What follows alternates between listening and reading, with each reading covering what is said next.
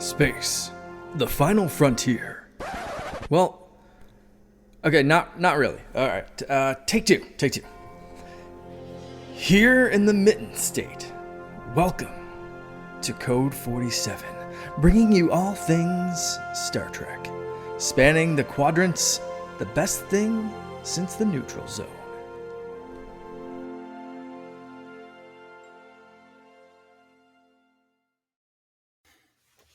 Hey, we are back on the Secret Friends Unite podcasting network. This is the Code 47, episode 121. Sorry, fumbling for my notes.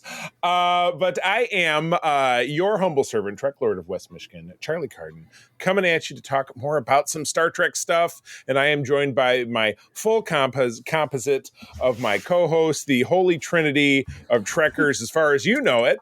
Going all the way to my extreme left, I have Jen Watson in Chicago. Jen, good evening. Good evening. Hello. And in center square there, captain of the USS Rhapsody down there in Benton Harbor, Michigan, Mr. Aaron Heminger. Hello, sir. Hello. Happy to be here. All right. And my side guy, my chief engineer, my number one dude, Mr. Peter Stein. Good evening. Hello. All right. We've got a lot of stuff to talk about because we had, and it was funny because Jen's going to jump in here and talk a little bit about kind of what her day is like, because we have a breaking news day with a lot of big Star Trek news that dropped out. But before we get to that, I want to jump in, as I always do. Got to do a little housekeeping, got to pay those bills, and talk a little bit about the Secret Friends Unite Patreon. Over at patreon.com/Secret Friends Unite, you've got great access to not only some super great bonus material we've been creating for a little over a year now, including a fun show that Peter and I do pretty frequently. Jen and I have done several episodes. Aaron, you're on deck. We got to find a project for you. It's called The Facts of Geek Life. We take a genre series, we take a season of that show, we grab a handful of episodes, and we have fun talking about it. So we would love to have you check that out.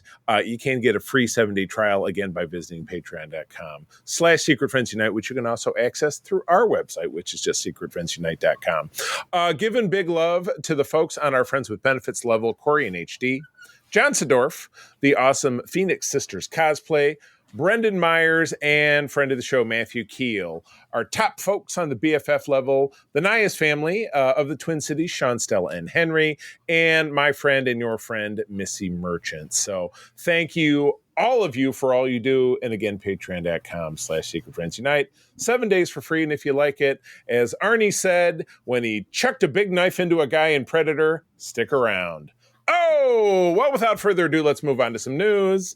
And I'm going to kick it to my friend Jen Watson. There was a lot going on today. Break it down for me. There was a lot going on today. Yeah. We had a huge Variety article come out today that had a whole bunch of updates on practically every corner of the Star Trek ongoing projects universe.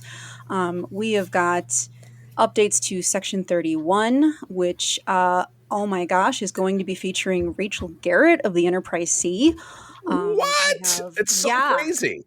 I'm surprised she's not a name that I would have expected to see on this, but I'm pleasantly surprised. One of my movie sort of bids that I was going to suggest for an upcoming movie was going to be a Rachel Garrett movie, because we don't have really any information about her besides what was in yesterday's Enterprise, to my knowledge.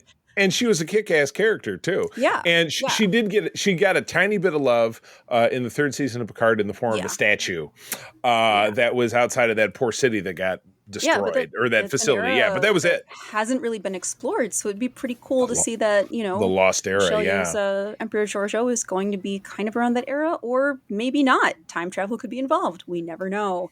Right. We've got more updates about Starfleet Academy, which is going to be filming soon.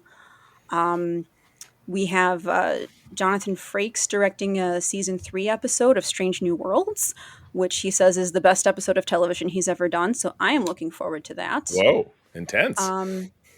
We have, so Starfleet Academy is confirmed to be in the 32nd century, which we kind of knew, but they were also talking about like how big the set is. That the Starfleet Academy set is the biggest set that they've ever built for one Star Trek show, and I'm like, wow, the promenade on DS9 was pretty big, so that they're going to be exceeding that is impressive. I've got it. With a practical set. They're just going to rebuild that Tillman water treatment plant that doubled for Starfleet. They're going to finally have their own. They're like, you know what? We're taking it to the next level. We're going to build our own thing. Or they're going to build Jabba's sail barge, which was, the biggest Star Wars prop that I can think of. The thing I'm excited about Starfleet Academy, though, and I'm glad that I am excited because I feel like this was the show that everyone was kind of meh about. Like, we were all kind of going, do we need this? Why do we need this? Why do we want this? That Variety article also mentions that a lot of Star Trek fans are kind of old. I mean, I'll take it. I know Look, it. I've been on the cruise. I am active on social media. I go to conventions. Yeah. We have one coming up here in Michigan. Yeah, they're old. There are definitely some young ones, but there's definitely more old ones. I met at Mission Chicago. I met a tiny Captain Janeway, and she was like maybe 5 years old. She was 5 years old. She was adorable. Wow. But besides that, like the fact that this show is targeting a younger audience, I think they're going to do it right because they haven't steered us wrong yet. I've liked everything that's come out. I mean, to varying degrees of success, of course. True.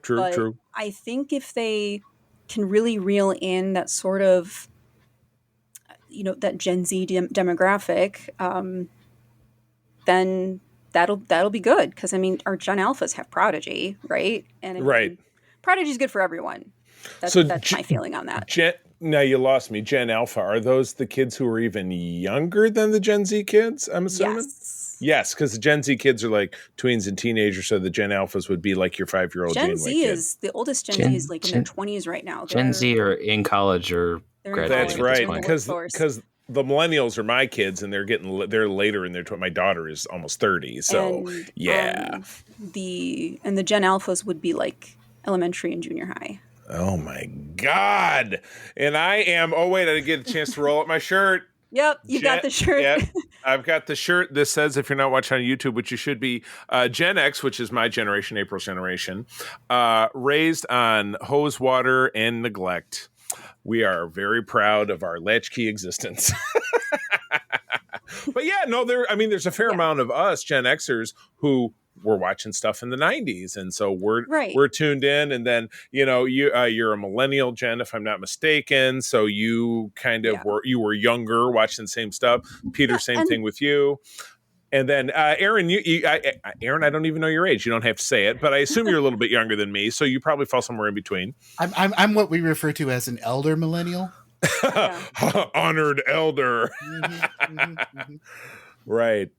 So, you're right. So going out and touch, so that does, we always talk about touching the quadrants, as it were, which is why, Todd and I over on our main show last year when we were talking about Top Gun Maverick, we're talking about hitting all the quadrants, which is just men and women, and then it's an above and below a certain age, thus the quadrants.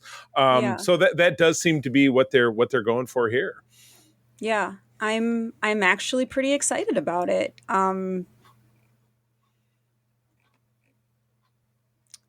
So, I'm going to wait and see what they give us. It being 32nd century means we're probably going to get some crossover with Discovery. I would imagine, if we can lighten the mood, I mean, Discovery's mood has gotten a lot lighter in the past couple of seasons. But... And I can tell you, obviously, from having seen those first 4 episodes, it's lighter and it's more faster paced, a little bit more exciting. Yeah. To me, it's a series high, so I think you're gonna be very. But yeah, it's not quite as dour. So, other thoughts? Because I definitely want to hear what Peter and Aaron have to say, unless there's something else. I know we got some touches on the Kelvin universe, like, the movie's still being made. We just hired a new guy. We've been saying that forever. Yeah, I know. Legacy, yes, yeah. We had Alex Kurtman say, "Well, so that if this goes well, I'd love to revisit." Yeah. So here's the quote: "Should Section 31 prove successful?" Oh, Yo said she's game for a sequel, so that's one piece. And Kurtzman is already eyeing more opportunities for TV movies, including a possible follow up to Picard, which can then be extrapolated as being Legacy, which is the exact same thing that even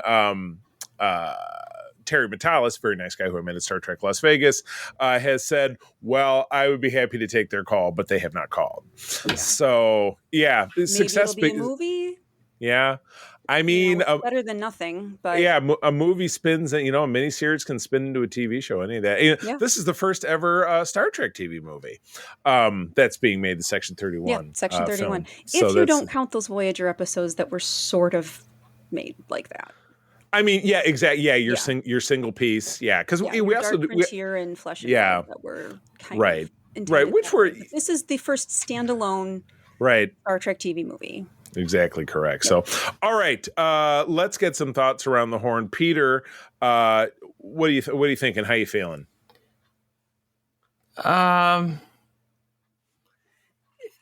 It doesn't excite me that much. I know it sounds sad as a Star Trek fan to say that with a lot of new news. Yeah.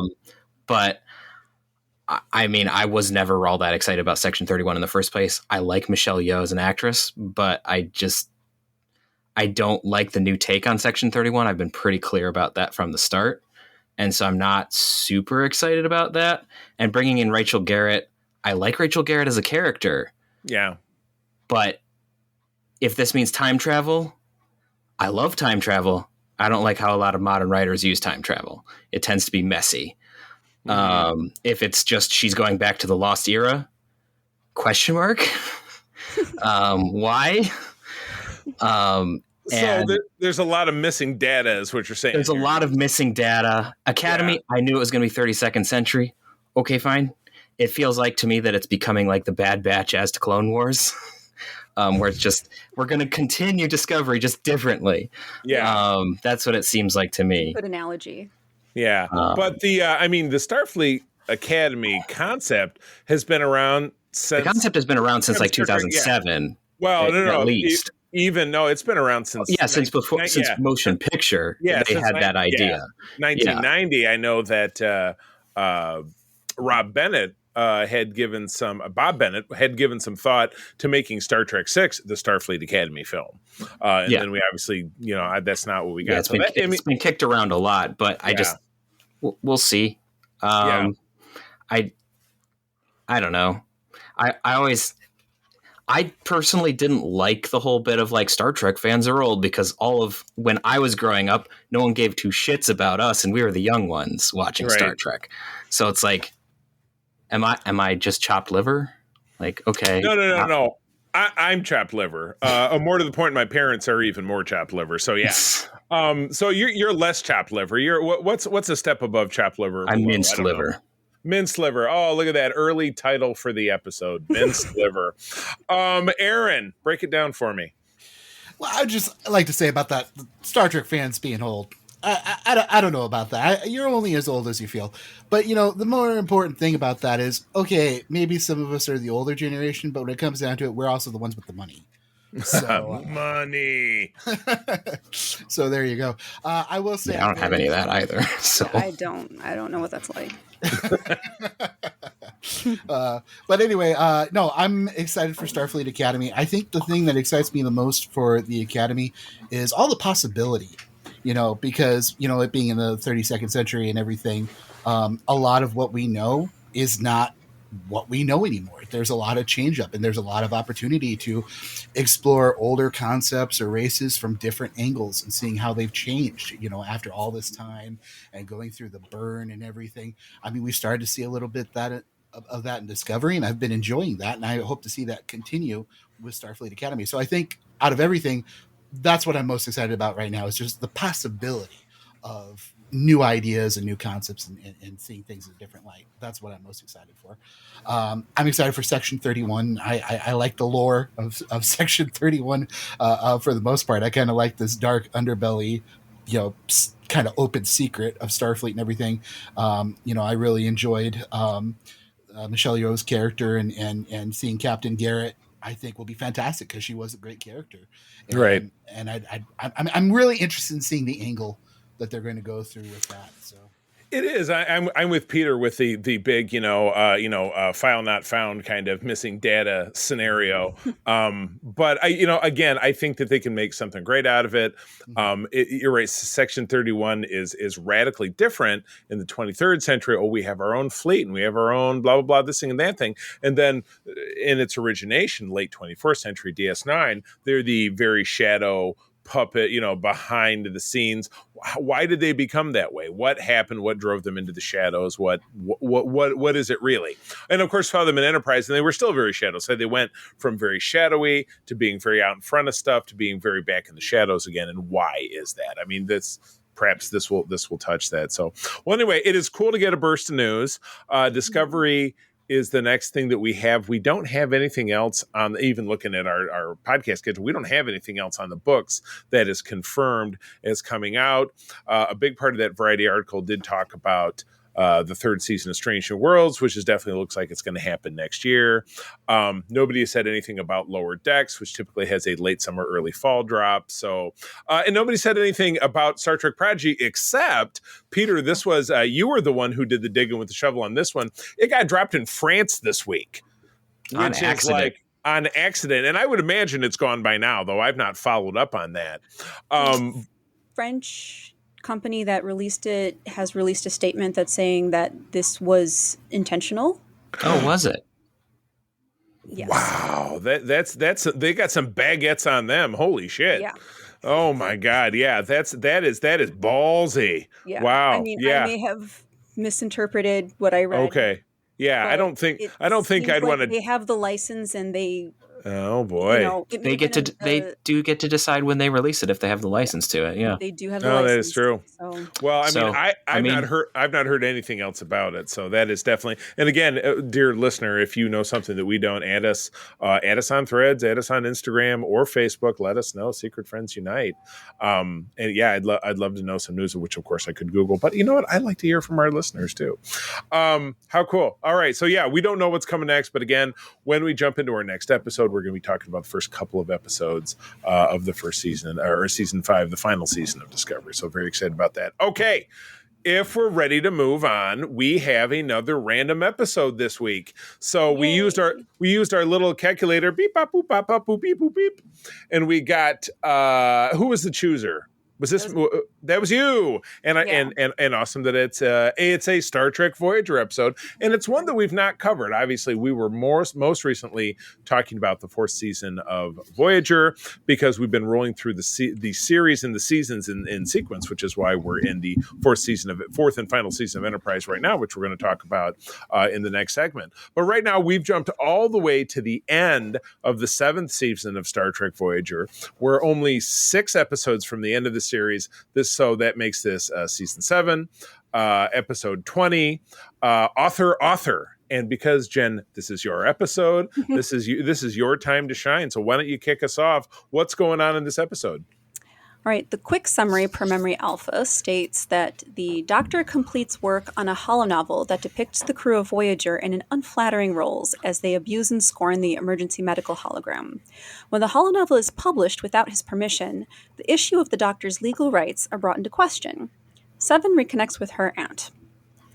And B'Elanna connects with her dad, which I thought was super awesome. But I thought that in some ways that was a lot more significant. But whatever, Seven is the star. So just who gives a shit about B'Elanna? I thought that was kind of stone. I didn't like that. Plot about the letters from home and not the letters, but actually being able to connect with family members and loved ones on Earth because they have connected with Starfleet by this point. Yeah, and it's live, so they get 11 minutes every day because of some Pulsar, some technobabble bullshit. They get 11 minutes a day every day. So yeah, pretty cool. So anyway, please take us away. So, this is I really like this episode. I mean, it's Voyager. I tend to like Voyager anyway, but as far as Voyager episodes go, this one I think is one of the very good ones. But it's also a Doctor-centric episode, and Robert Picardo tends to bring some great stuff to the episodes that he's the focus of.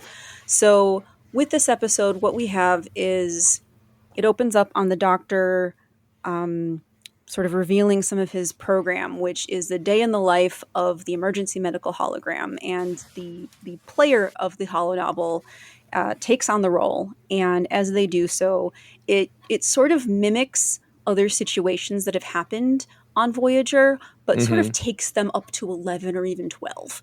So I have an early question or postulate theory. So it's a holo novel, which you've heard Harry describe. Well, I can't imagine just reading a story and not being a part of it. So a holo novel is almost like a first-person shooter video game because you're a part of it, and the holodeck or holosuite, if it's a civilian piece, like changes your clothes and everything. So because as we go through, we see most of our characters are playing the holo novel, for lack of a better expression. So their outfits change, and in one case you have the doctor wearing red, and then everybody else is wearing blue because they're playing the hologram.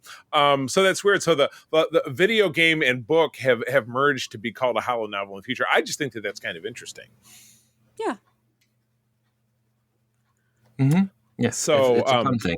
Yeah, no, it is fun. So they're walking through, so the first person who's checking this out is it Paris who's walking through it for the first time? Paris is the one that he shares it with first because he's fellow author. Paris also writes holodeck programs. Right. So he's like, well, you're Captain Proton. Mm-hmm. Yeah, exactly. There's some kind of tough stuff because in the first scene of the book or chapter 1, and for Tom has to do this funny thing where he has to skip through the introduction, which is 10 minutes long. He's like, how long is this introduction? It's another 9 minutes. And I do love that the doctor is dressed like Hugh Hefner of the Playboy Mansion. That's like his leitmotif. I love his outfit. But yeah, that first scene, you meet Chakotay, and everybody looks weird. And I don't remember what Chakotay's weird name was a Bajoran. They made him a Bajoran, but but on his cheek. Right, but they give everybody a different name. So there's Kimball is Harry, Jenkins is Janeway, Tori is Torres, Marseille is Paris. It's and very. As they note in the episode, that was clever. The rest of them not so much, but Marseille was clever. Yeah, exactly. But even the doctor, later on, once several people have gone through the program, and that first chapter is the very first appearance of the doctor, which was in Caretaker, which he was activated for the first time. I find it somewhat incredulous that they get through, we're all the way up to the third or fourth act and everyone has seen the program. Janeway is the last person to go through the program. And immediately she wraps it up. She taps her combat. She says, Doctor, I need to see you in my ready room like fucking yesterday. Like she's pissed. And then they're all, the next scene, they're all sitting in the conference room and the doctor is just very incredulous. How could you guys think I made this? Because I was, that I was crapping on you guys. And I'm like, I can't put myself in his place, because I don't know, and I've not written a novel before, but I've been a writer my whole life, as pretty much everyone else here has. I don't see how anyone could interpret this any differently as, I definitely wrote this about you guys, and I was taking some liberties and stuff. But I mean, how people's feelings couldn't get hurt, you know what I mean? So I found the doctor to be kind of incredulous in that scene. Is that just me? Does anybody else pick up on that? I think he knows exactly what he's doing, but he's sort of digging in his heels a little bit. Like once he's called on it, he's like, no, I wasn't doing that. I'm writing what I know. Yeah, back against the wall, exactly. He's kind of making excuses a little bit. But yeah, I don't know. I do like that he does write about what he knows, though, and he is using this novel as he's considering it as a platform to speak on the rights of holograms, and that he's saying that he doesn't care what his friends think of portrayals of them if it means that hologram rights will be spoken up about.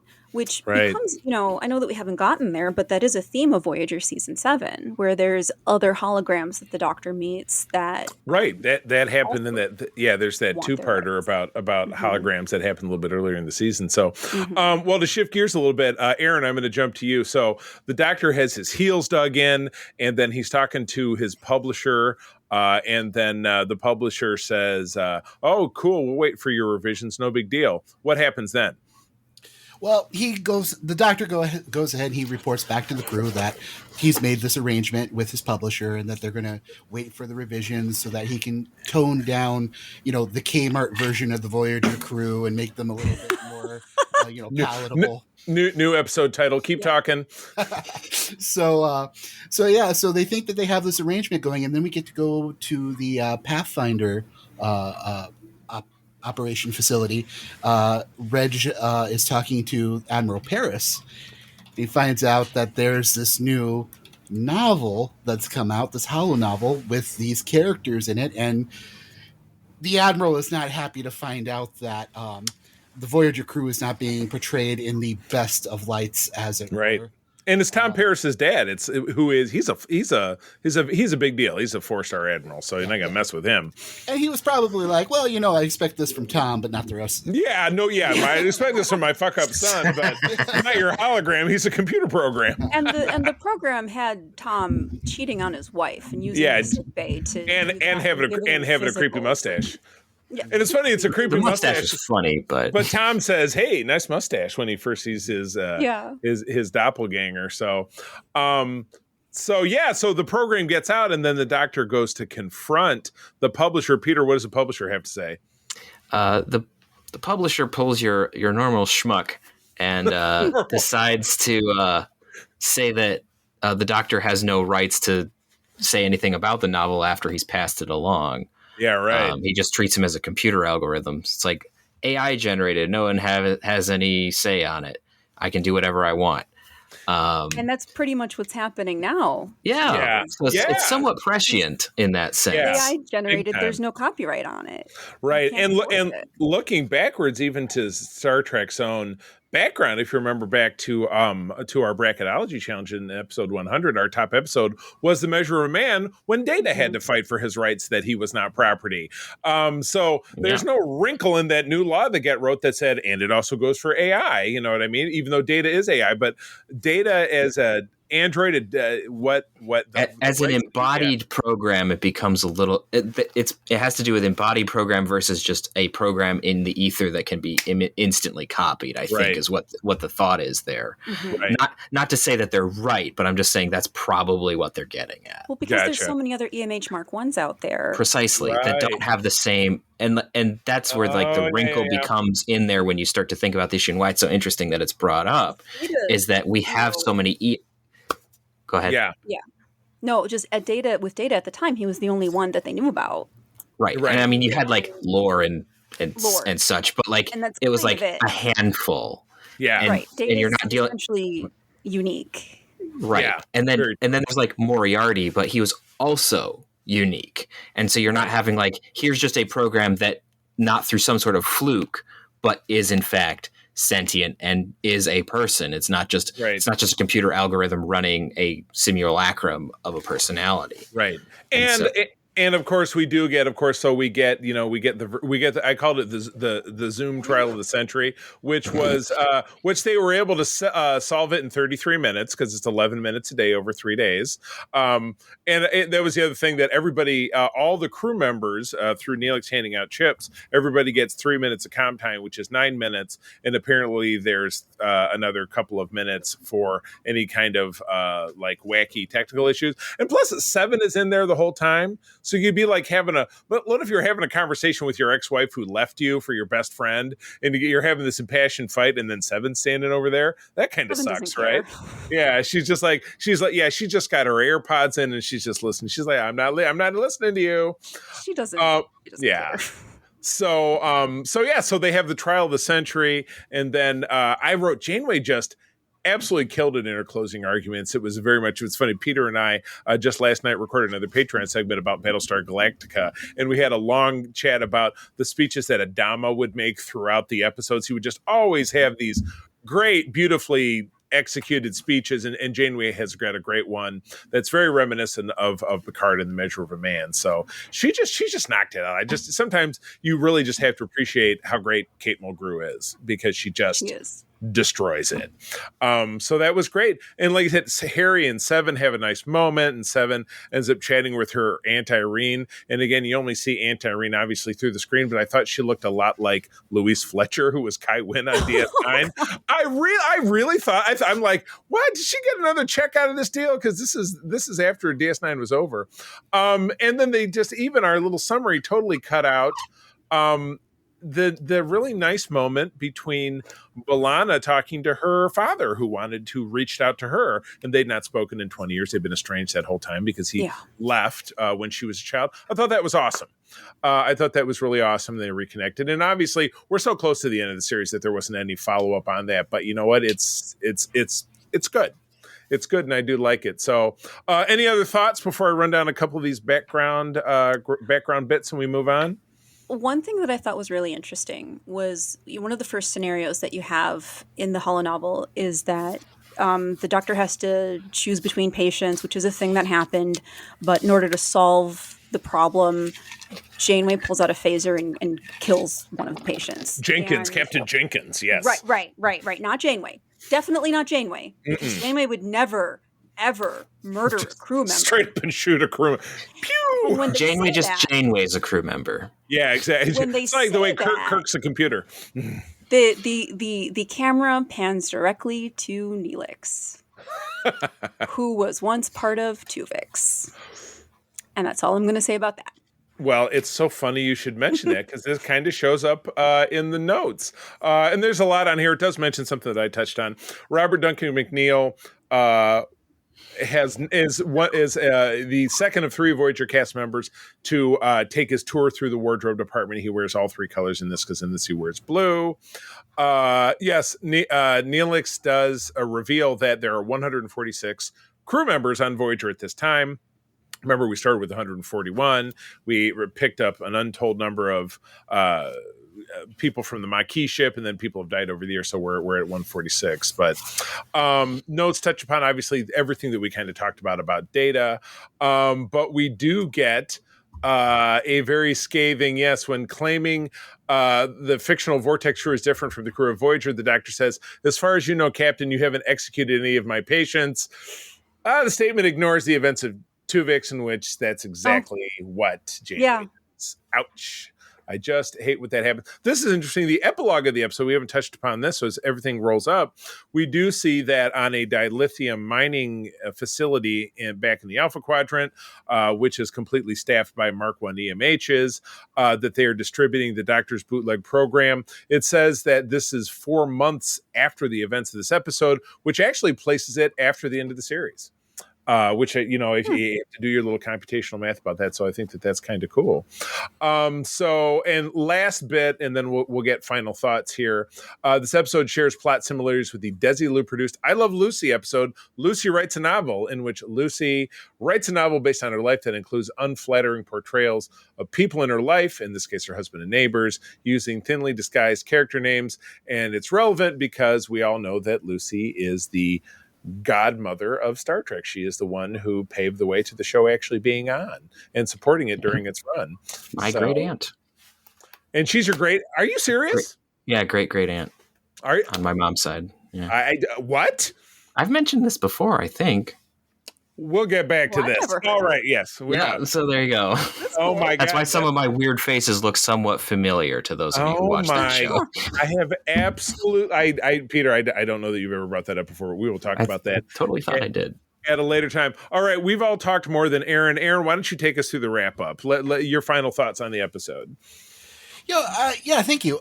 This episode made me angry. There's a lot to make you angry in it. Sure. Yeah. I definitely found it relatable. I've been in that position before where a friend of mine wrote a story and I was a character that was like our friend groups, but they weren't flattering. And I went through this whole argument. And this brought back some memories of that for me. Little bit. And, sorry. It's okay. We resolved it in a civilized manner, but I definitely felt it. But I really want to touch on my favorite part of this episode. And that was definitely Harry's conversation with his mom and dad. That was so good. Mom, don't! Mom! Yeah, Do not write a letter. right. I think that Mom was the audience, and that we all related to her when she was like, You haven't got a promotion yet? Why Why haven't not? we got a promotion yet? I'm going to write a letter. Like that was great. That was my favorite. Oh my part of God. the episode. Oh, absolutely. But it was a good episode. I did enjoy it, even though it made me feel some things. I enjoyed it. Yeah, you bet. Peter, final thoughts. I quite liked this episode. I thought that it was very interesting in light of other things that we've been seeing around and stuff of how like you have, oh well, this isn't about you. Yeah, it is. Yeah, exactly. I thought that was my take too. He was just very like, I don't know what you guys are so pissed about. I'm like, really, really? It feels like the thing where like I've gone up. I've seen a couple people and it's like, this isn't good, and they're like, it's just a joke, man. It's like, nah, no, it's not. Yeah, don't take it so hard, man. It's not a big deal. Yeah, so it feels like that, and so it's interesting that they're doing that because go ahead, Jen. Yeah. And it took Paris meddling with the program and writing the doctor in an unflattering way in order to get the doctor to see how it felt. And you have like him with this like horrible comb over. And that was so great. It was terrible. And he's like putting the moves on 7 of 9 with this like Klingon aphrodisiac. I'm sorry, 3 of 8 with this like Klingon aphrodisiac. I'm 3 of 8. I can't keep all you straight. And the way that Jerry Ryan plays it is just so, oh doctor, I need you to help me with my shoulder, and it's so funny. It's so funny. It's like creepy but funny. Yeah. Oh, exactly. You're sitting there going like, ugh, but it's also funny. But it's that like it's that thing that has a very small kernel of truth to it because he did love her. Right. Yep. Turned all the way up, way past right. him even. Oh, so to say that, Yeah. Somebody's messing with the knobs. Everything's fuzzy. Yeah. Oh my goodness. So cool.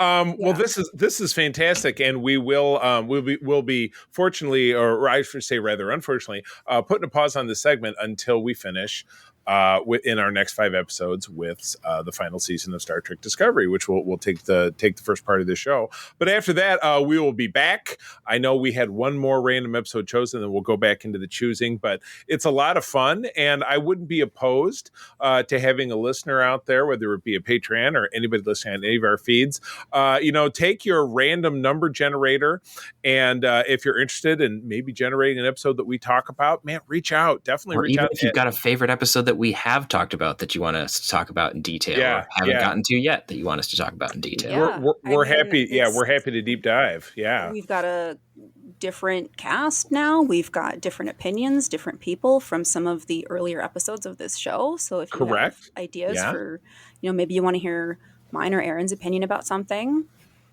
Yeah. Reach out. Exactly. Yeah. Secret Friends on all the socials. And then also by email, secretfriendsunite@gmail.com. Drop us a line. All right. I'm going to wrap this up. I know Jen has to leave us because we kept her waiting for her dinner. Sorry. But Jen, where do people find you out there? You can find me at my Linktree, which is linktree.com/JenWatsonArt. There you'll find links to my Instagram, Facebook, Etsy shop, and my author page on Screen Rant, where I'm on the Star Trek beat. You bet, and especially today, my goodness, lots of news. So definitely tune into that. I've got some news stories that went out today, so I'm excited about that. Cool. All right. Well, brief pause, and we will return. All right, back for part 2, part 3 of part 2. Part 3 of season 4 of Star Trek Enterprise.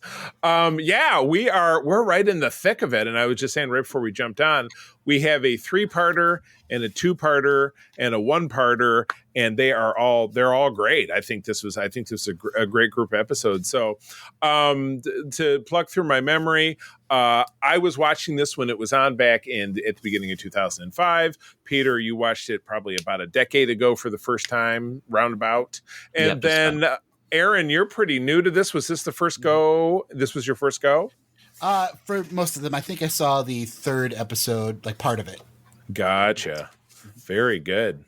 Very good. Very good. All right. Well, let's get right into it now. The first few segments are are a three-parter. So I'm going to kind of blast through these summaries, and we can kind of talk about them as a glob together. We can break it up. We'll just kind of take it as it comes. Episodes 12 and 13 and 14 are the Romulan slash Andorian slash Enar, which is a new species that we meet, kind of trilogy. So we have Babel 1 coupled with United coupled with the Enar. All from this is January and February of 2005.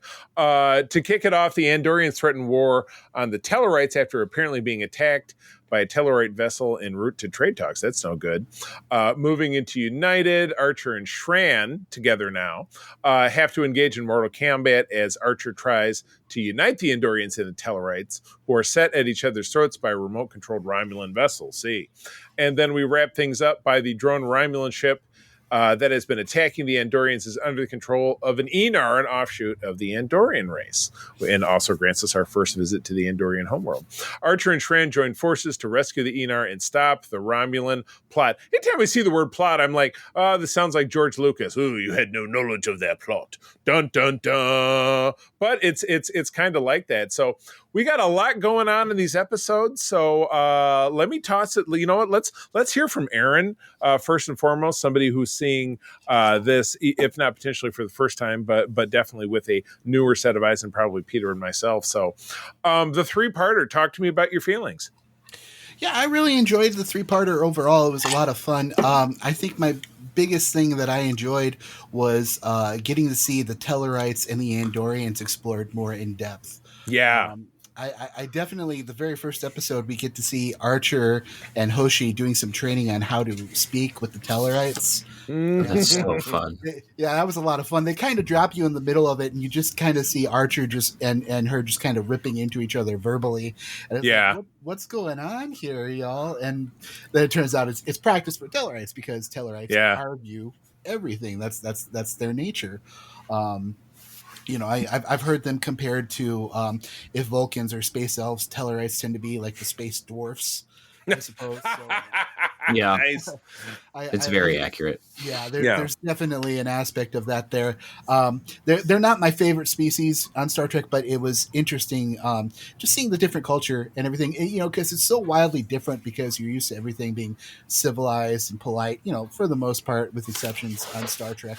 So they're kind of an interesting, especially being a founding race of the Federation. Later on, it's interesting knowing that they were a part of that history and everything. And of course, we get to see more of the Andorians, which the Andorians are my favorite species. They're fantastic. Yeah, getting to see the mortal combat between Shran and Archer was like so much fun, because I did a deep dive on Andorians back in the day, because I used to play an Andorian in some of the role playing games. Yeah, the old FASFA games, that kind of stuff. Yeah.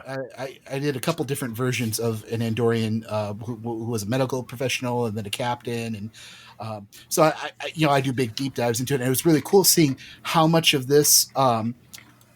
Even in some of the extended beta content, was accurate. Like in terms of the ice weapon, the way they described it and everything, it was great actually getting to see what this weapon looked like.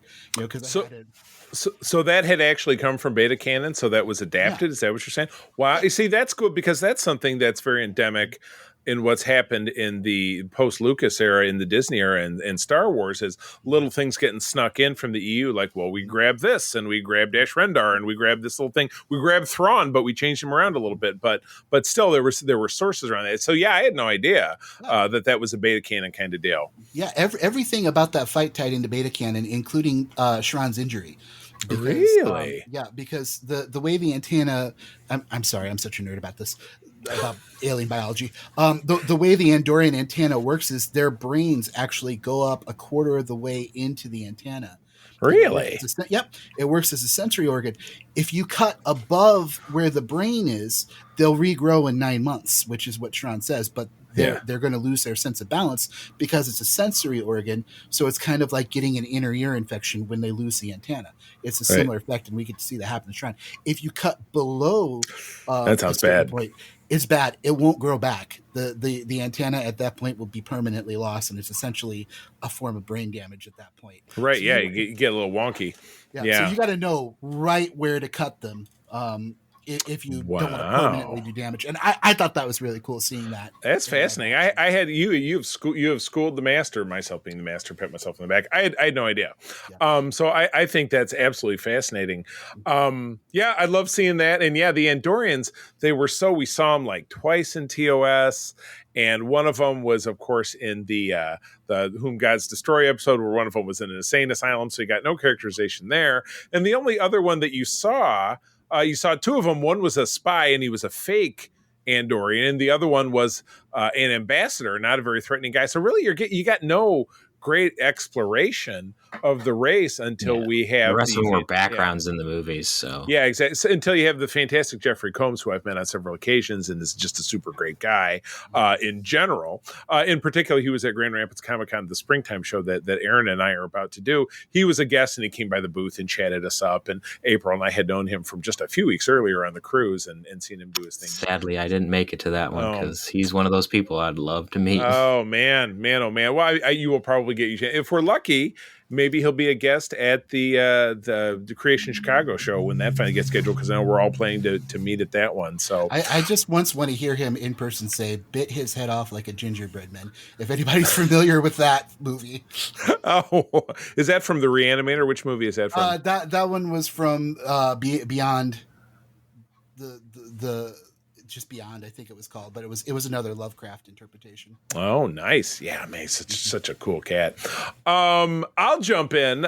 So again, super cool overall. You're seeing Archer step into this great ambassadorial role, which really, I mean, if you follow even what was kind of teased in some portions of Mirror Darkly in the bio that we see of him very briefly on screen. And it's funny when we get to that, and Peter, you and I were just talking about, like, I got thoughts about that episode, but there's a part in that episode where we're in an alternate universe, but because our people have possession of a ship and records from this universe, you get Archer's history, but part of it is shown on screen and part of it is not. And the part of it that's not shown on screen is not actually canon because it's not shown on screen.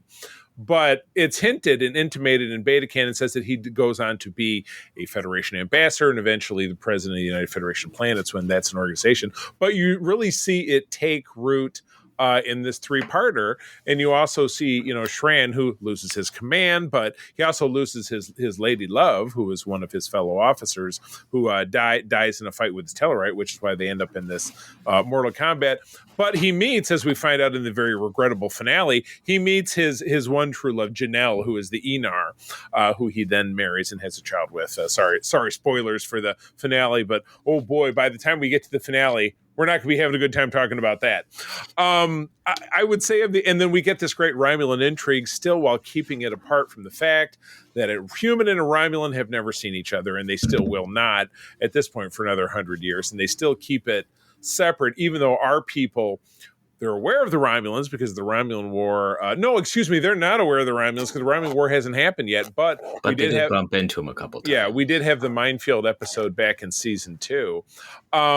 The whole bit with the ship, I guess, if there was only one part of this that I wasn't thrilled, is that they have Trip and Malcolm over on this drone ship for what seems like an inordinate amount of time. I feel like that was like, guys, we got to stretch this out to a 3-parter. So let's dick around in some things that I feel like could have been solved a little bit more easily with some lines of dialogue. But it's also creating tension between Trip and T'Pol, and in the end of it, even though the Enar girl is controlling the thing, T'Pol also helps out, and Trip doesn't like that she takes this risk, and he doesn't like feeling vulnerable, so eventually he decides to leave Enterprise at the end of it. So a lot happens, but yeah, for me, it really dragged ass when because they were on board that ship for like an episode and a half, or at least that's what it felt like.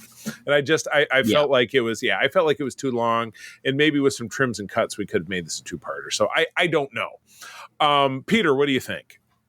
A lot has been said already, but I really like these episodes. As I have been unapologetic about, I really love how season 4 of Enterprise begins very visibly as weaving the threads to lead into a major canon of TOS, and so I really like how we're seeing the Andorians and the Tellarites and all of that. I love that the Tellarites have a very distinct attitude. They're very different from most other races that we interact with, so it's just fun. That's like, it's not just like, and here's the Tellarites and they're rather bland. We go back to, hilariously, Journey to Babel, which is the only other time we've seen the Tellarites in anything other than Enterprise, and they're also really obnoxious and argumentative and annoying. And so I like that carries, that they actually were consistent with that and kept that through. Obviously, the makeup in Enterprise is way better. But because you get the Tellarites aren't just the sunken eyes or whatever. The only thing I'll say, if I can jump in about Journey to Babel, is that Mark Leonard's character, and Mark Leonard, by the way, I don't know, I feel like I've mentioned this previously, he's from Chicago, but he grew up in South Haven, Michigan, which is my mom's hometown. I love bringing that up because not only because it has personal significance, but that I never knew that until my mom told me that about a year ago. I was like, excuse me? First Star Trek movie I ever saw was Star Trek 3 at the 2-screen Michigan Theater there in South Haven. But I do love the line in Journey to Babel where the Tellarite is being in Sarek's face and he says, threats are illogical and payment is usually expensive. I could live by that line. That's hot. That's hot. I like that. So it is cool to see the Tellarites because we don't really get them anywhere else besides Enterprise. No, this is really the only place. And this is one of those ones I know that I tend to be kind of anti redoing makeup. I will clarify, I'm anti redoing makeup when we're past like TNG season 3, because that's when makeup has improved drastically. I really like this redesign of the Tellarites, which we've seen a little bit earlier, but I just wanted to bring it up again that like, they look more realistic. Like they still have those porcine features, but they're not as Halloween masky as they were in Journey to Babel. And they've moved them forward into Discovery, and they've evolved them a little bit more, which kind of makes sense. It's it's 900 years later. You can see a bad understanding of evolution, but but I mean, you could see hey, what if there's radiation or cosmetic surgery or something, like we don't, as a human species, don't look like we looked 1,000 years ago. People were small and pretty well. Features are pretty much the same. The height and everything is different, but I mean, you don't see like 10-foot tall Tellarites in Discovery, but small changes. Not like they did with the Klingons, but we don't need to talk about that. It's also, I also really appreciate, which also makes it sad that we didn't get season 5, is this continuous kind of teasing of the Romulans as a major villain, because that's something that everyone really wanted to see, was the Romulan war, because we've been hearing about it for a very long time. There's lots of stuff in beta canon about it back in the day, but we never ever saw it, and I don't think we're going to, because I don't think they're going to manage to. At this point, I don't think we can get the Enterprise cast back together to do that unless we did it animated, maybe. And again, it's so pigeonholed at this point because it was so long ago, and then you're also limited story-wise by the fact that you can't have any like face-to-face battles. So it's not like you can have like Archer faces off against so-and-so and then they have a big fist fight. Well, they can't, because they can't see each other. Because it's space battles, which those of us who appreciate submarine movies understand, but most people don't really care for that kind of genre anymore. But you just couldn't necessarily see it as being a series, but an animated TV movie or something or whatever.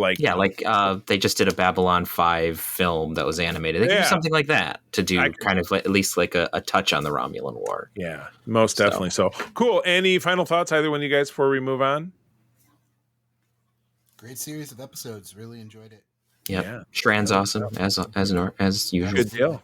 All right. Well, Peter, can you lead us through the next multi-parter, a 2-parter, episodes 15 and 16? Take it away. The retcon duology. So we have, if you know, Affliction, which in universe takes place on November 27th, 2154. Fun fact. It's one of the dates that we actually get. Directed by Michael Grossman. Script by Manny Cotto. Teleplay by Mike Sussman. Aired February 18th of 2005. And then immediately followed by Divergence. Unknown date. Well, it's got to be around the same time. David Barrett directs. Garfield and Judith Reeves-Stevens did the writing on this one, and that aired on February 25th of 2005.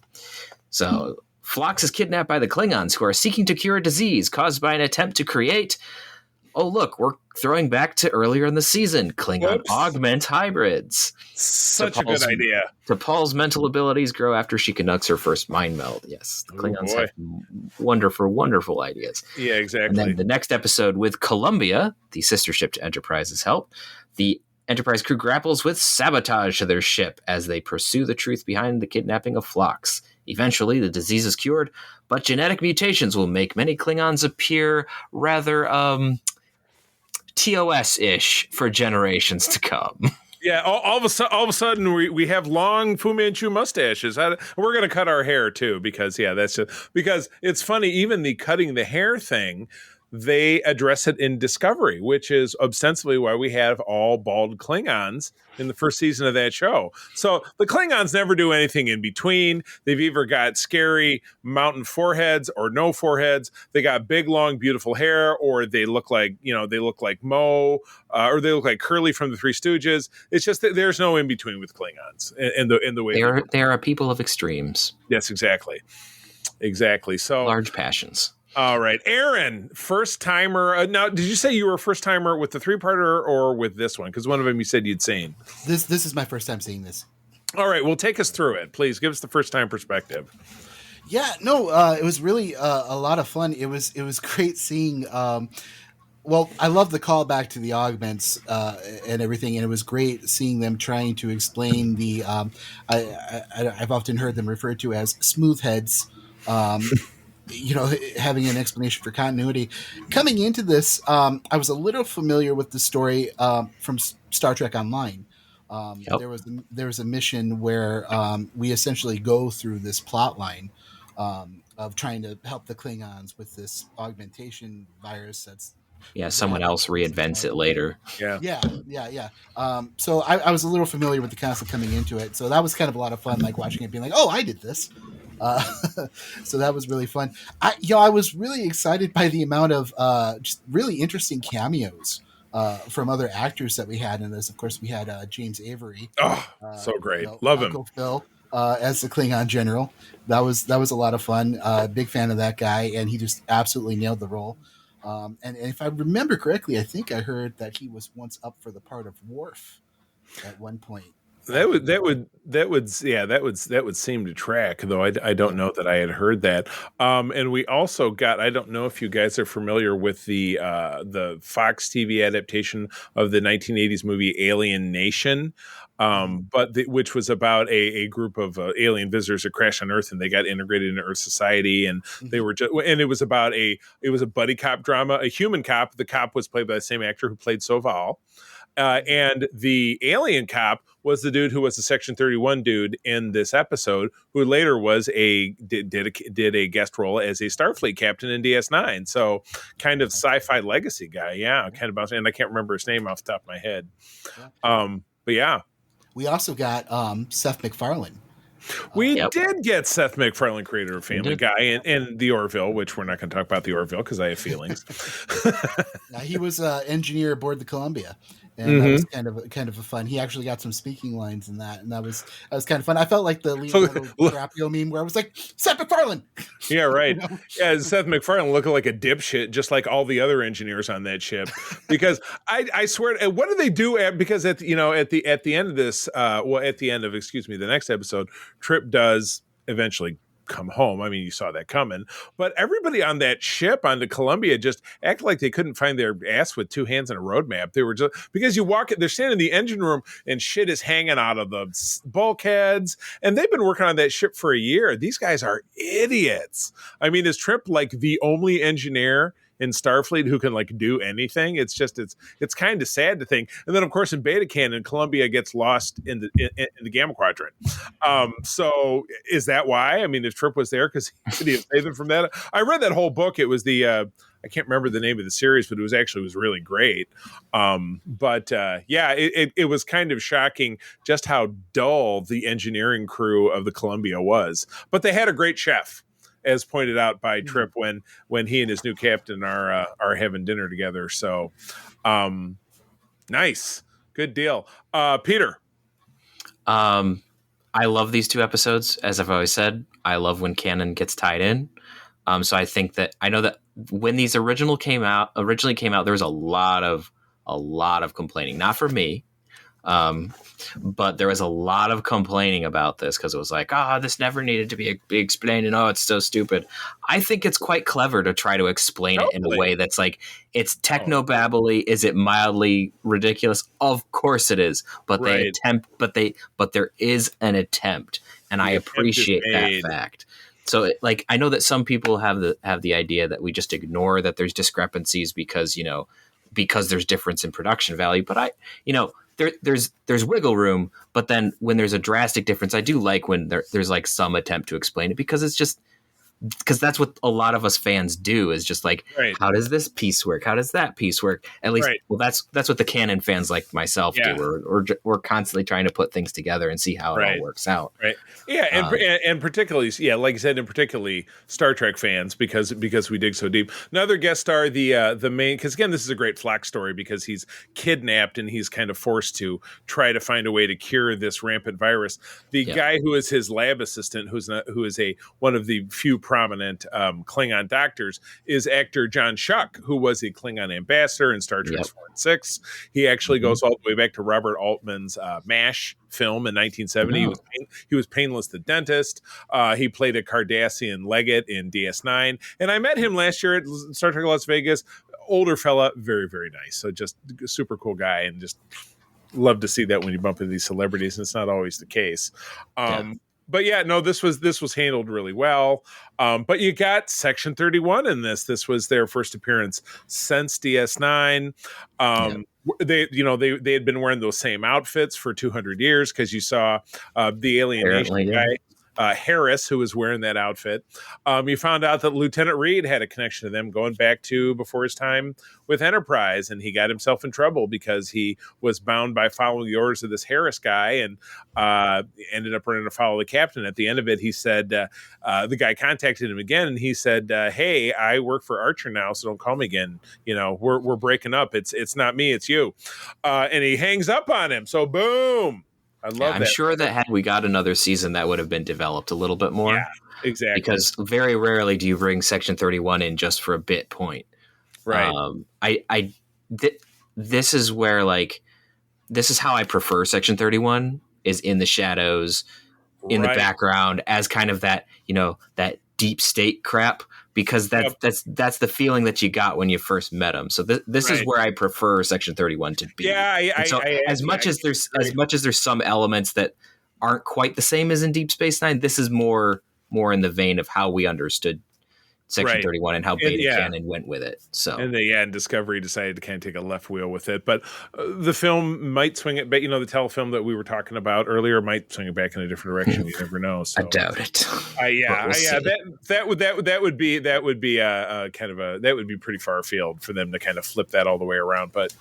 We're going to find out. So, any other thoughts about the two-parter before we move on to our final segment? The warp scene was pretty cool. Yes. Oh, yeah. Technologically weird, but it was pretty cool. Flipped upside over with a tether connecting between the two. It was interesting how you had to crawl between two ships on a tether. Yeah. It was also like you're moving at the same velocity. You could just chuck him. Yeah. He doesn't need to go hand over hand. Just attach him to the carabiner and throw him. Yeah, exactly. With the carabiner, whoa, you can fall down like the little wacky wall walking. Just do it like Martian. You'll be totally fine. But I really liked how you had the two ships flipping over, converging warp fields, and all that. That whole bit was really, really cleverly done. So I just have to bring that up because that was the way that was paced, the way that the music worked, and all of the shots and everything was just really cool. Of how they made it work. And also having Trip for the first time being like, here I am watching warp fields just without a ship. That was just a cool moment for him. No doubt about it. Aaron, any other thoughts? I thought it was really kind of ironic with our random Voyager episode, where we had a discussion about Janeway shooting one of her patients at the opening, and here we have another example where it's the Klingons, and the Klingons. He literally does. He literally shoots one of his guys so they can perform an autopsy on it.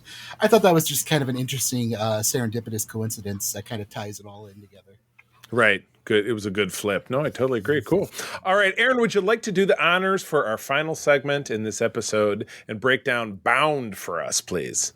Absolutely. So Bound is episode 17, and this takes place on December 27th, 2154. This was directed by Alan Croker and written by Manny Koto. And the original air date was April 15th, 2005. Ooh, tax day. Yikes.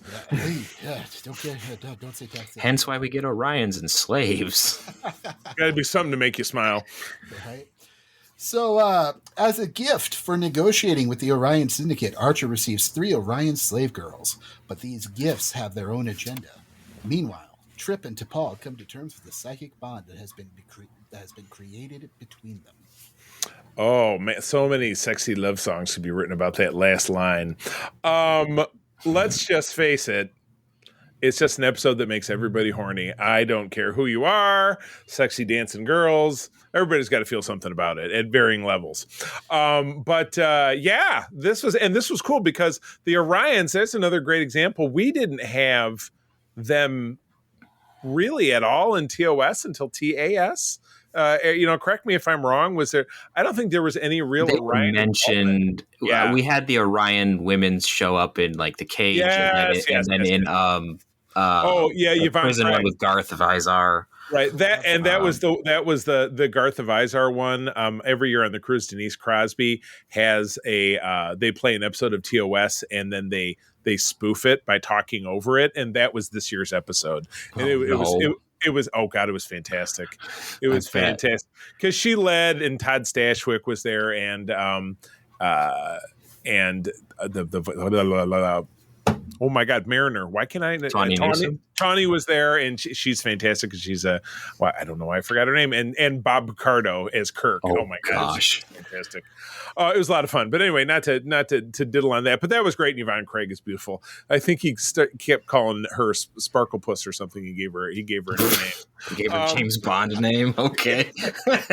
Oh my god! But this was fun. So we learned in this episode that while it has because Harad Sar is I don't remember how I remember his name, is the Orion dude, and he was one of Kira's one of the guys in Kira's resistance cell in DS9, the guy with one arm. It was that guy. William Lucking is that actor's name, which is weird things I remember. But yeah, in this he plays a great role. But throughout it, he's like, "I'll give you these 3 women," and he gives these 3 beautiful women. The lead Orion was one of several actresses that played Torziel, Gul Dukat's daughter. So there's a pretty narrow pool for a lot of this kind of talent, which works because they have great people. But we find out through this, and again, it plays out with these 3 Orion slaves being dumped on Enterprise, and he can't really get rid of them. And one of them seduces Trip's replacement and turns him against Trip, and there's a big fight. And eventually, she kind of sex talks him into pulling the plug on the ship so it's crippled, so that the Orion ship can catch up again. And then Harad Sar says, well, here's the thing you don't understand about Orion. The women run the show. I'm working for them. This is their plan, and I'm just doing what they're telling me.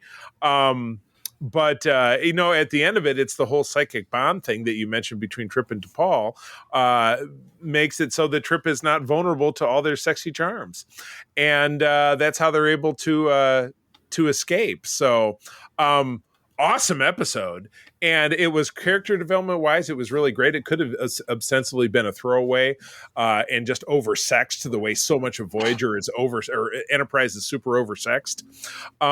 But in this, they were able to use that to transition into some decent character development for 2 of our critical characters. And it brings Trip back home because at the end of it, after he kind of jerks to Paul, he gets a big smooch out of her and then says, I love it. He does this, wipes his mouth off and says, I transferred back 3 days ago. But I'm sure this thing between you and me, it's not a big deal. After he gets her to confess, hey, I really want you to come back, and because I blah, blah, blah, I love you, blah, blah, blah, and then he walks away. Which again, it's something that we could have seen grow in season 5. And again, when we finish with season 4, we're going to jump in and have an entire episode where we talk about our hopes and desires and what we'd love to see in season 5. But I would definitely put that down as one of mine. So, Aaron. Yeah, I gotta say, I really appreciated the way this episode took the, the old typical Orion slave girl concept and really tried to flip the script on it and change up the whole, the women are in charge, the whole time because they have this pheromone that they can use to manipulate men and everything. I was all about that. I thought that was good. I was all about that. I loved it. Well, yeah, I mean, I'm all for female empowerment and owning their sexuality and using that as a strength. And I thought it was fantastic and a great way of approaching that material, in sort of a mature way. As opposed to just being straight up eye candy. It was part of the plot. It was a Right. weapon that these women were using, and I thought that was pretty neat. For that species. And I thought it brought a lot of depth and everything to it. The entire time I was watching this episode, all I could think of is I don't know if you've ever seen this meme of, like the doggo meme, where it's just like, I no longer wish to be horny, only happy. Like, I thought that the entire and I feel like Trip really embodied that at the Right. end when he came out and he kind of saved the day, which that was awesome. I just love that. And the entire time I was like, get a hold of yourselves, guys. You can do this. And then, Trip's the hero, and he's all like, you're barking up the wrong tree, lady. I love that. I love that whole thing. Right. I'm immune to your pelvic sorcery. Basically. Oh my goodness. Good stuff. All right, Peter. I don't have a whole lot to add on this one. It's a pretty solid episode. I like the character development. I also am a fan of how they swapped some things around with the Orions, especially like turning the whole idea on its head of like they're slaves, and it's like, oh, they're slaves, meaning that's just what we call them so that people don't put up their defenses. Yeah, so right. That was kind of clever. I like you're making the Orions even more sleazy than they were before, which is amazing. You're trying to be, they turn it into more of a thing of a pity. Oh, well, it's you get that white knight. You're like, slaves, so we're gonna save you and be nice. And, no, they're just gonna take your shit and run. Yeah, exactly. It's all part of their shtick. Hamana. It's their shtick. Yeah. So I liked how they like use that, and Trip not being affected by it is just hysterical because it's Trip, and usually him and Reed are the two with, two brain cells to run together when you put a pretty woman in front of them. So exactly. I thought it was funny how like you have Reed and Archer and everyone else is losing their shit, and then Trip is just like, eh. No, I'm good. I got you, Paul. It's just funny. So I mean, yeah. I liked how most of it's handled with that comic twist, but also handling it in a more like this is a serious thing rather than just sex on screen. So that was good. just the sexy sex. Oh my goodness. Well, cool. All right. Well, let's wrap it up. We had 6 episodes, but really it's kind of like we had 3 because you string it all together. But that being said, if there's an individual one of the multi-parters that you want to shout out, definitely go for it. So let's start with, we'll go back to Aaron again. Aaron, give me a favorite, either pick an arc or an episode, and then a least favorite as well. So go for it. I think my favorite episode had to be United, the second part with the drone footage. Just because we got to see Shran and the whole biology of the Andorians coming into play, and the culture with the fight. Like, I love that. Being a big Andorian fan, that was a treat for me. I enjoyed that whole episode. Cool. And Elise, that's a tougher one because there's some good stuff. So that's the tough one in this bunch. It's so hard to pick one. I'm probably going to have to go with Bound as my least favorite. In no way was it a bad episode, but it was the one that least had a draw for me. Yeah, no, I hear you. Peter. I'm gonna go with my favorite being Divergence. I love the Andorians and I want to pick that, but just Divergence for the sake of one, that really awesome warp stunt is just really, really cool, and then also as much as it's maligned, the care that was taken in trying to work out the visual differences and not just leaving it as a gag in DS9, as funny as that was. actually explaining and do, like, this is like, we'll get to another one later, but like, this is one of the points of continuity at its finest, even though it does trip a little bit with sometimes being a little silly, but that's what Star Trek always is. If you don't embrace the camp, right, you don't understand TOS. You're not going to be a happy camper. Oh, exactly. My goodness. So, but for that one, I have to go with Divergence. There's some wonderful performances from Scott Bakula and John Billingsley and all of our Klingon extras. Like, it's just really, really well done. Gotcha. And what's the loser? That's the problem. I am probably, just because I'm going to nitpick a little bit, I'm going to poke at the Enar. Okay. For the very, very simple reason of that the Trip and Read element of this whole story arc just got dragged out too long in this episode. And that's really the only nitpick I have, and that's the only reason that this kind of drops down, is that there's a certain unbelievability because it just dragged out for so long. There's some really funny lines in this episode, especially when it's like, did you ever read the manual? Hands, his phaser's missing. Oh, like, there's some good stuff here, but and it does play into the plot, but then it's like, now we have to like get them off, and now there's two ships somehow, and there's just some stuff that doesn't. That's just a little funky. Like, still really good, really enjoyable. But if to pick a bad one, I have to nitpick, and to nitpick, it's the Enar. I mean, unfortunately, and I'll go in reverse because I'm in the same spot, and I don't know that was the Enar. I thought that was the United where they did that. But I could be wrong. I feel the Enar is where they take it all out, where they blow the ship up. Or was it United? No, it was United, because in the Enars, when they go to the Andorian homeworld, and then they figure out that it's her brother who's running the thing. So I think it's United. Yeah. So you and I are in the same boat because, like I said earlier, I just felt that really dragged anchor and slowed things down. But if I'm to pick a favorite, I would kind of smush Affliction and Divergence together as a two-parter, because again, I love that, Peter, you said all the reasons, ties in that, kind of that campy continuity. You have a lot, like Aaron was saying, there's a lot of power in the guest actors, and you're getting to touch a lot of different things, and a great performance from John Billingsley, who's someone who I've come to know just through the show circuit, and he's a super fun guy. So that would end up being my favorite. But yeah, like I said, as you're saying in United, that the way they dragged out Trip and Malcolm on that ship in their EV suits, it was just like, you could have. I think that three-parter could have been a two-parter. I think they could have pulled that off a little bit more succinctly. So, well, all right. Well, that brings us to the ever-loving end of the episode. So, friends, thank you for listening. We're going to get back into talking about Star Trek Discovery in the next episode. I'm very excited. We're going to come at you with episodes 1 and 2. So that'll put a pause button on our random episode. But as I said, we will come back to that again.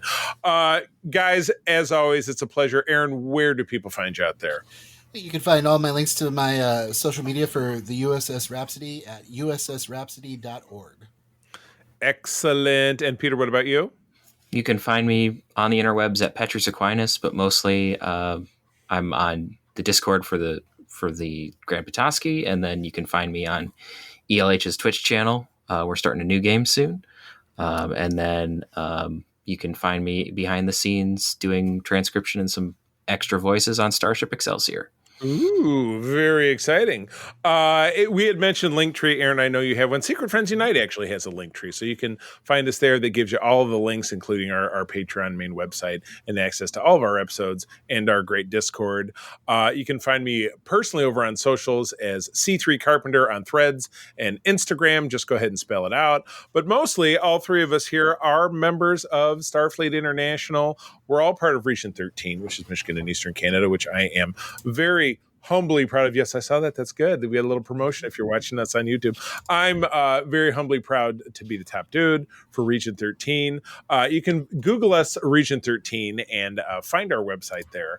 You can also visit sfi.org. If you're a trekker within the sound of my voice, no matter where you live, please drop me a line, and I'm happy to help you find a club that is in the place where you live, and we can get you signed up. It'd be easiest it'll be super easy, barely an inconvenience.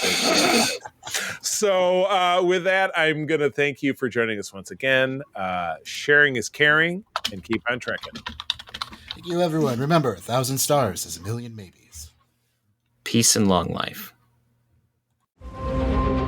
This podcast is part of the Secret Friends Unite podcasting network. Visit secretfriendsunite.com for more great shows, articles, news, reviews, and more. Secret Friends Unite podcasts are available on Apple, Google, Spotify, and other podcast services around the world. If you'd like to be part of the conversation, you can join us on Facebook or our new Discord server, or follow @SecretFriendsU on Twitter. Please subscribe to Secret Friends Unite on YouTube and visit our merch store at tpublic.com. Just search Secret Friends Unite. Thanks for listening.